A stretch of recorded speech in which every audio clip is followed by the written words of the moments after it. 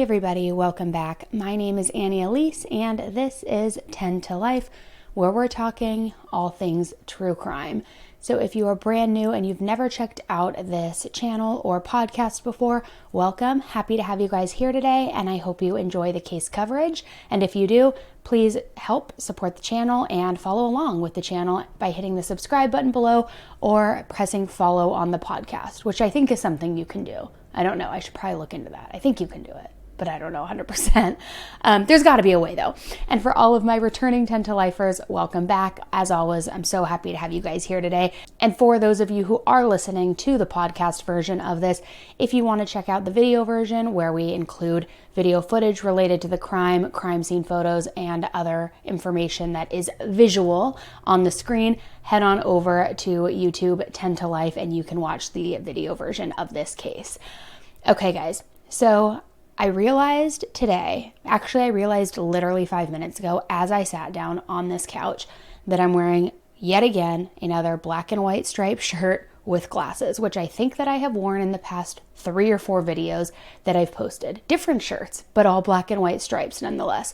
So I know that I'm not giving you much newness here, but I was too lazy to run upstairs and change. So next video, I will wear a different color combination. I promise you that.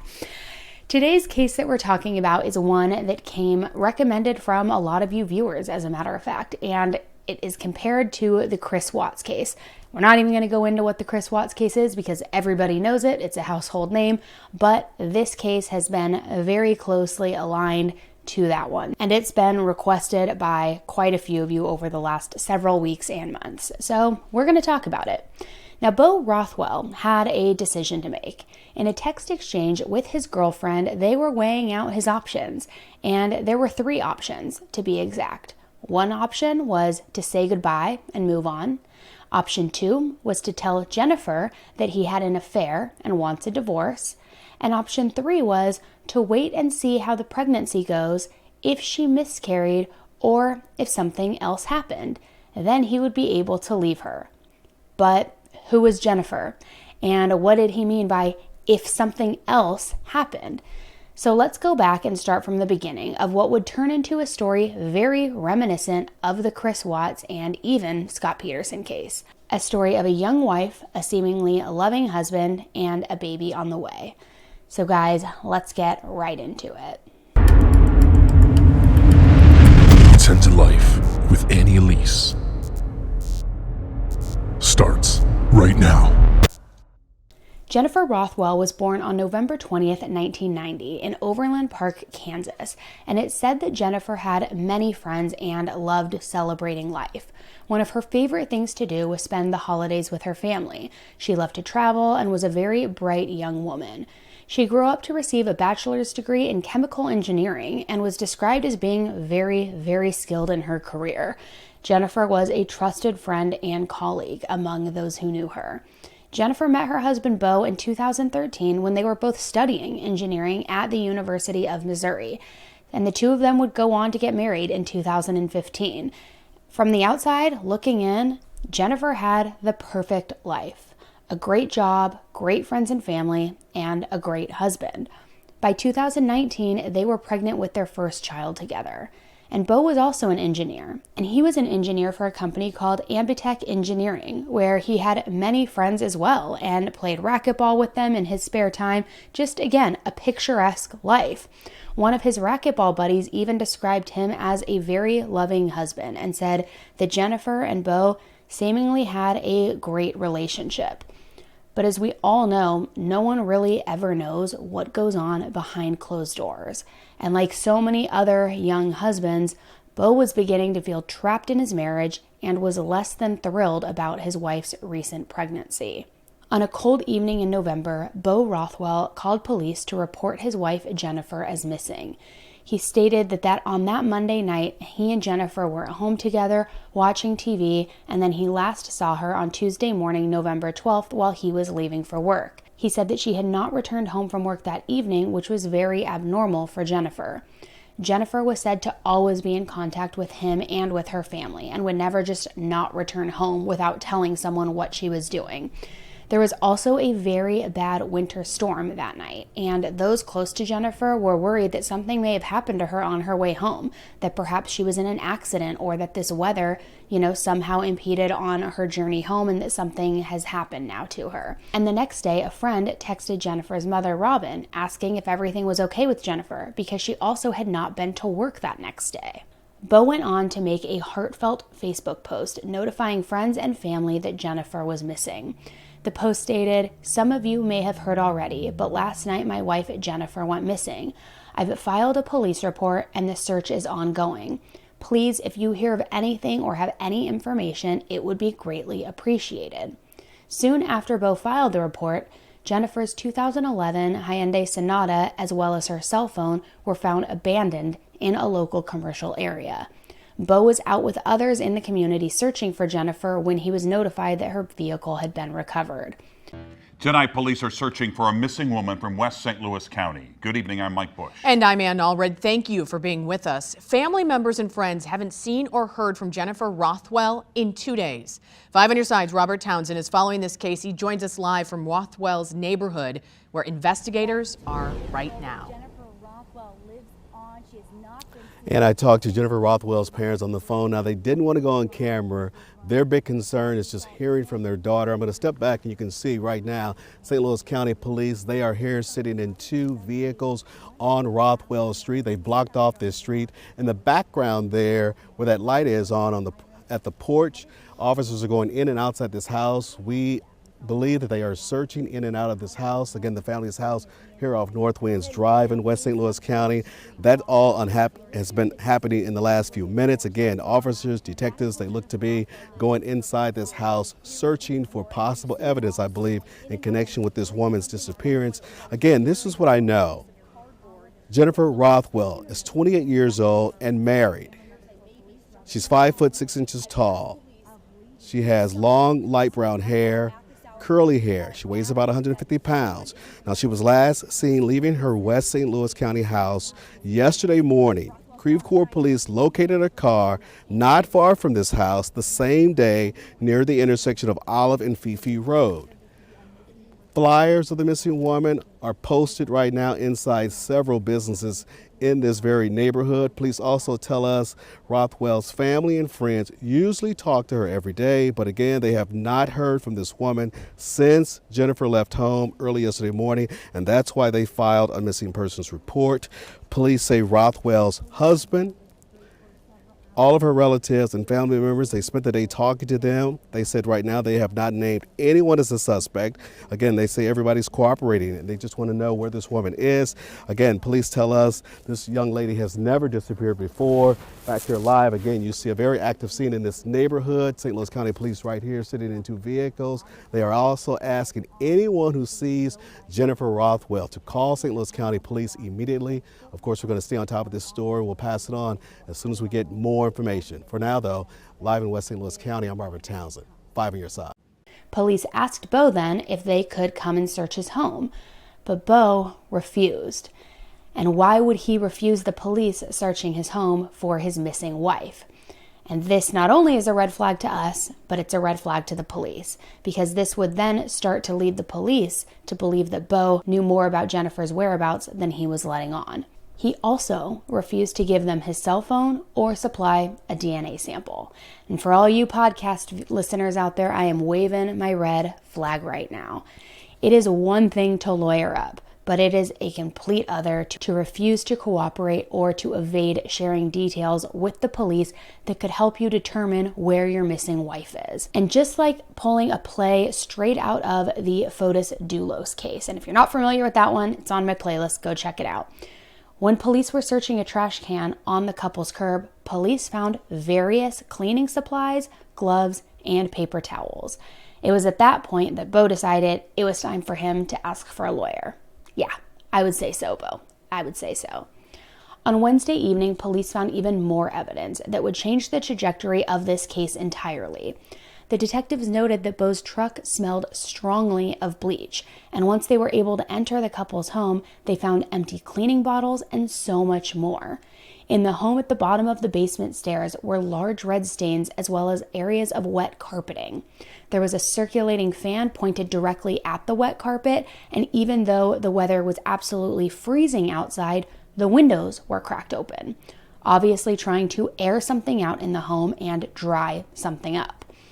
Under the carpet were clear signs of blood, soaked into the padding and even staining the concrete underneath. There were also areas of damage to the drywall. Something violent had obviously happened in this basement, and clear signs of an attempt to clean up a crime scene were made more evident when surveillance footage surfaced of Beau purchasing carpet cleaner, bleach, and gloves. Let's wave this red flag all over again. After DNA was collected from Jennifer's parents, the blood on the basement carpet came back as a match to Jennifer. Not that I can say that any of us are really surprised here. But where was Jennifer? What had gone on in this basement to create such a gruesome scene left behind?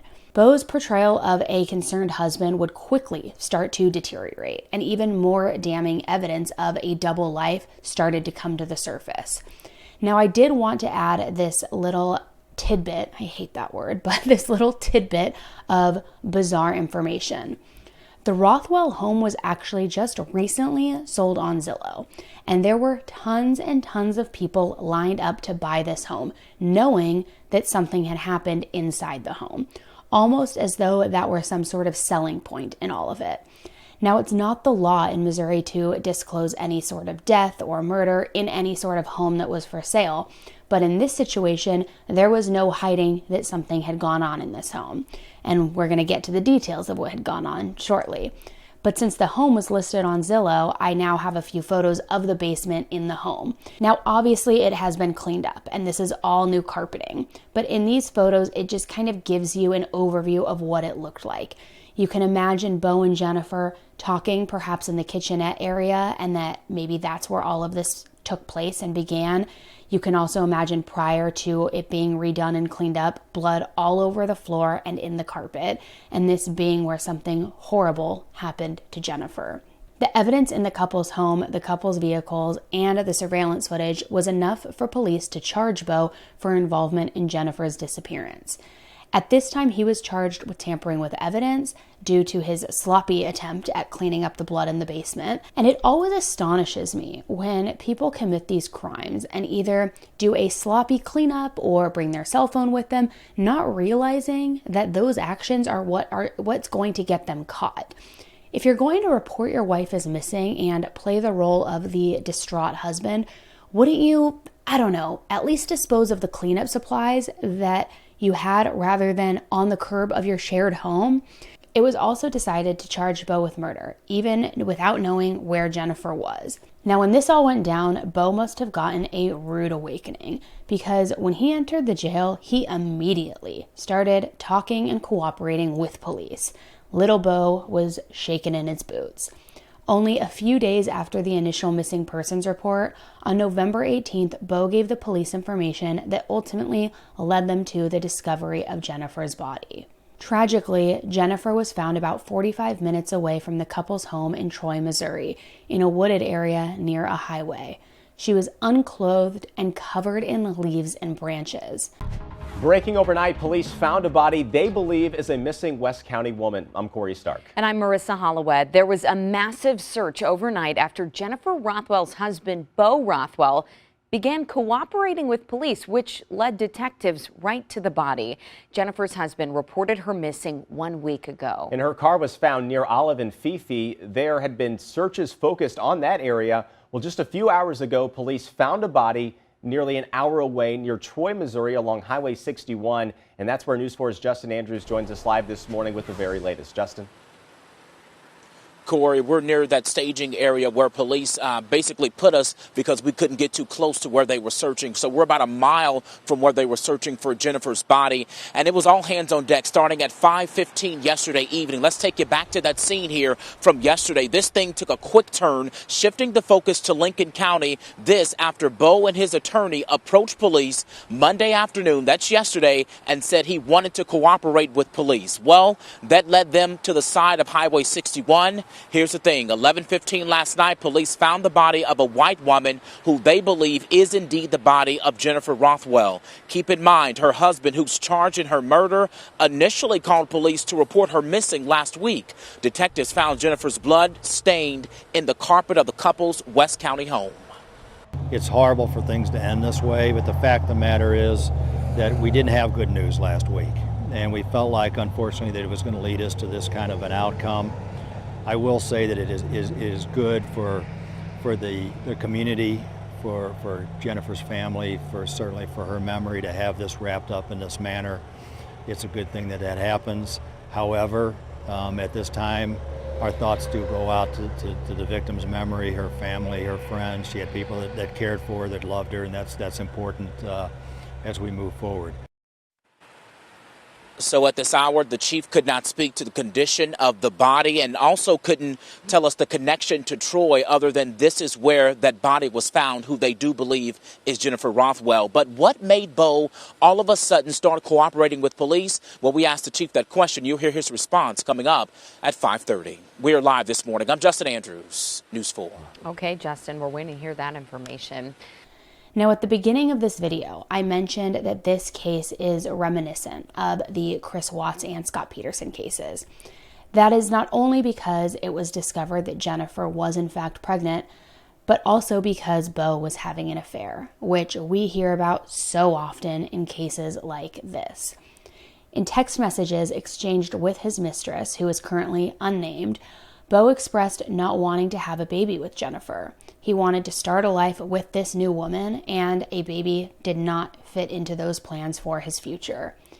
And in an incredibly sad piece of evidence gathered from Jennifer's cell phone, Google history showed that she was searching things like, what do you do if your husband is upset that you're pregnant? Now, can you even imagine how heartbreaking it would be for your husband to be angry that you're pregnant? Finding out you're pregnant can be exciting. It can be scary. It can be extremely overwhelming. The last thing on a young wife's mind should be that if her husband is going to find out and if he's going to be upset by learning that she is pregnant. And I can see a man possibly being worried about finances maybe, or, not feeling like it's perhaps the right time due to certain things going on in their life. But being upset isn't a feeling that you would expect a husband to feel, especially since Beau and Jennifer both had successful careers. So it makes me wonder if Jennifer felt maybe like their relationship wasn't going well either, and that's why she was making these searches. Because we know that Beau was obviously thinking about leaving his wife from those options in the text messages earlier, and we're going to dive way further into those text messages in a minute. But to Beau's knowledge, Jennifer was unaware of the affair. But could Jennifer have possibly known something was going on? Was there another form of turmoil in their marriage that could have caused her to believe that a pregnancy wouldn't be welcomed at this point in time? And it also kind of reminds me of how Shanann Watts would constantly text with her friends about Chris being distant and her intuition about him having an affair, their arguments, their problems in their marriage. And many also believed that Lacey Peterson had found out about Scott's affair with Amber Fry as well. So I'd be interested to hear from Jennifer's family and her friends about things that she may have said in regards to her relationship with Beau leading up to this all happening. Did she open up to anybody about the troubles they may have been having? What would have been the reason in her mind for him being upset about the pregnancy? Or did he actually express to her that he was upset, and that's what sparked these Google searches? Fast forward to 2022. The trial for justice for Jennifer Rothwell has finally begun. And much more interesting evidence has now been testified to for the prosecution to prove that Beau planned on killing his wife. Now back to that list of options that Beau discussed with his mistress. Option 1, say goodbye and move on. Option 2, tell Jennifer that he had an affair and wants a divorce. Or option 3, wait to see how the pregnancy goes if she miscarried or if something else happened, and then he would be able to leave her. In option 3, the prosecution claims that if something else happened implies that Beau had planned to make something happen to Jennifer. And in an unexpected twist, Beau's defense had stated that Beau did in fact kill Jennifer, but that it was not premeditated. According to Beau, he went with option 2 on his list and told Jennifer about his affair. And apparently Jennifer got extremely angry and a fight ensued. And in a, quote, heat of sudden passion, Beau struck Jennifer in the head, killing her.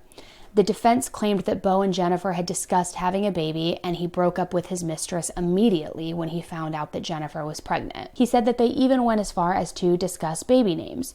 So why would Jennifer have been searching that he was upset if he, according to his defense attorney, was happy that she was with child? According to them, this showed, though, that Beau did not plan on killing his wife, and that it only happened as a result of that heated argument, and that Beau was feeling guilty and wanted to come clean to his wife about the affair, but that things got out of hand.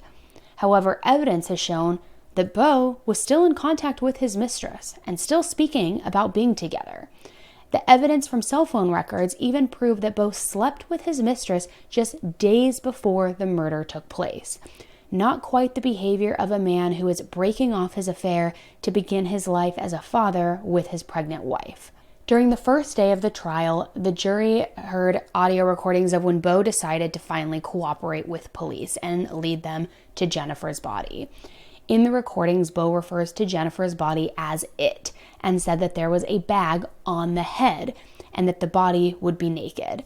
Now, this is a form of detachment, and this form of detachment toward Jennifer is, again, very reminiscent of when Chris Watts described his crimes, rarely referring to Shanann or his daughters Bella and Cece by name, which I also want to just point out in the deep dive that I did on Chris's mistress, Nicole Kessinger, which it's a few videos back. Maybe I'll link it here as well so that you can see it. She, in her questioning with police that was on video too, she doesn't refer to Shanann by name either. She refers to her as that woman. And she doesn't refer, I don't even think once, maybe once she refers to the kids by name. I can't remember. But I remember when I was watching that and covering that, I was like, she's detaching as well, which, you know, that's a story for a whole nother day about how I believe she was involved. And if you're curious and if you think so too, check that video out. It is like a deep dive on all things shady about that woman. But anyway, it's disturbing that a husband who claims only killed his wife accidentally in a passionate fight would refer to his wife as it. There seems to be zero remorse and also zero love there. And apparently Beau really likes to make these little lists about his life with Jennifer, because another piece of evidence was introduced to the jury by the prosecution. Beau's boss found a notebook with a pros and cons list to help him decide if he should leave Jennifer or if it was more beneficial for him to stay with her. And like the sick person that Beau is, everything was just about himself. The list shows how his decision will affect his life, what benefits he will gain, and vice versa, commitments and responsibilities and perhaps annoyances that he would have to deal with if he stayed with Jennifer.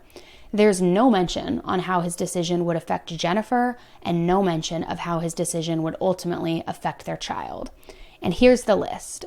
On the first list, it says better sex life, nicer, more respect, more appreciation, proven mother, potentially nice family, fresh start. The next list says probably limit one kid, Jennifer and her family, have to move, half my assets and money, possibly get another job, most of my friends, trust is shaken and tainted, my family disappointment, and take on her kid with his problems. Now, on these two lists, it doesn't say for certain which is the pro and which is the con list, but I think it can be assumed that the first list would be the pros of leaving Jennifer, especially because some of the things included were better sex life, fresh start, etc. It sounds like things he was looking forward to if he left her. The only positive on the staying with Jennifer side of the list is the most of my friends bullet.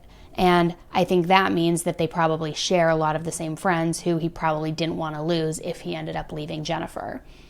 And perhaps the most heinous piece of evidence was a testimony from the doctor who was an expert witness from the medical examiner's office.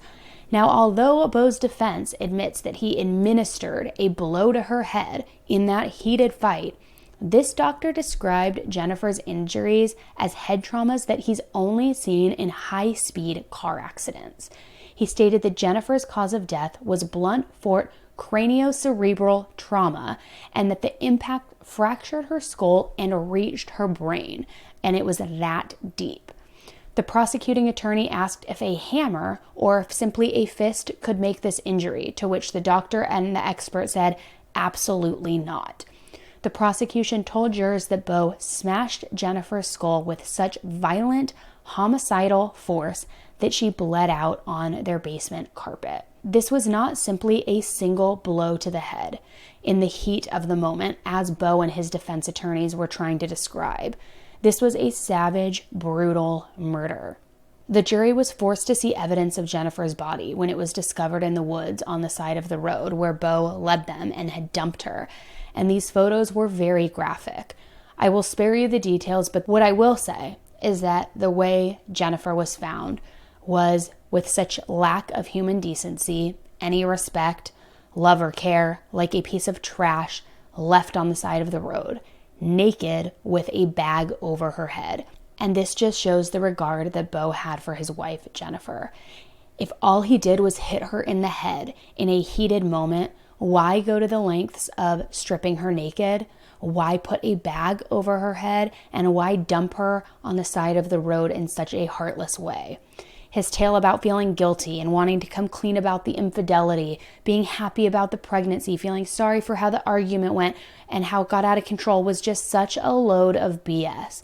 Beau did not want that baby. He also didn't want Jennifer. Jennifer knew, and she could feel her husband's disdain towards her pregnancy, which is why she made those Google searches.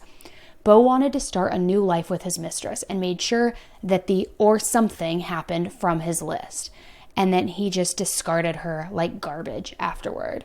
If he had an ounce of love for Jennifer, any tender-hearted feelings towards her or his unborn child, he wouldn't have so disrespectfully put her in the woods on the side of the road, naked and alone with a bag on her head. He wouldn't have pretended to look for her with the community, just like his good old buddies Chris Watts and Scott Peterson did. Not to mention the big elephant in the room here. Not only did you murder your wife, you murdered your unborn child. Because in your mind, to you, living a new life with your mistress was more important than your own flesh and blood. And that is absolutely beyond. We are so far in the Beau Rothwell trial. His charges have been upped now to first-degree murder, which would hold a mandatory life sentence and the possibility of the death penalty in Missouri. And that's also why the defense is pushing so hard to prove that the murder was not premeditated. There is a possibility Beau will take the stand. Now that's going to be very interesting because we rarely see testimony from the defendant in murder trials, especially trials like this. So I'm curious to know, what do you guys think about this case? Do you think that the prosecution has enough evidence to prove first-degree murder and that Beau did plan on killing his wife? Do you think that him saying if she miscarried or something else as that option implied that he would do something to Jennifer so that he could be with his mistress? Or do you think that this was a heat of the moment crime of passion? I'm curious to know your thoughts, and I'm curious to know if you also see any other parallels to the Chris Watts or the Scott Peterson case. And I'm curious to know, too, what the mistress has shared, because I would imagine going into trial, too, that she would be subpoenaed, that she's probably already formally been questioned. So I wonder what additional information she holds. So as of now, that's where we're at. I'm going to continue watching this case closely so that I can bring you updates on the trial, and hopefully we get justice for Jennifer, and hopefully we get the answers as to what really happened, why it really happened, and hopefully Beau is held fully accountable.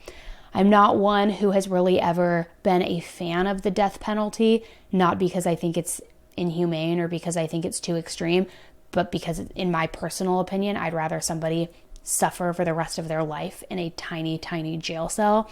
So I can't say that I hope he gets the death penalty. I just hope that he spends the rest of his life in prison. But I'm curious to know what your thoughts are, guys. Leave them in the comments below. And again, I will keep you updated as this trial continues and as we get more information and as a ruling is made in this case. So check back in, subscribe if you haven't done so already so that you get notified of that update. If you're listening to the podcast version, also, again, I think there's a way you can follow along. I'm going to have to look after this and figure that out. And as always, please don't forget to give this episode and this video a thumbs up on your way out. Leave your feedback in your comments below. I love hearing from you guys and getting the conversation going in the comments. Thanks again for tuning in with me today, guys. I hope you enjoyed the case coverage. And until the next case, stay safe. Bye.